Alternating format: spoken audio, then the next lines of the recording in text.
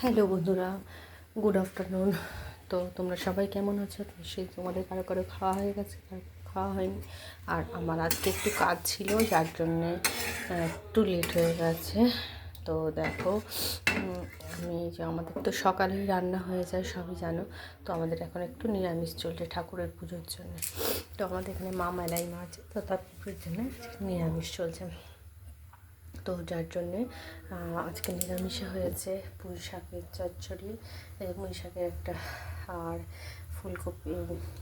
ফুলকপি না, পটল আলু আর বড়া দিয়ে একটু তরকারি, আর এখানে হয়েছে বিউলির ডাল। তো ভেবেছিল আলু ভাজবো, তো সময় তখন হয়ে ওঠেনি আর করিনি। আর এখানে আছে একটু সকালে টিফিন হয়েছিল, মুগ কড়াই সেদ্ধ, আর ছেলের জন্য যে পরোটা করেছিলাম, পরোটা একটু মাখা আছে, আবারও আসবে ব্যাক করে যখন, তখন আবার করে দেবো।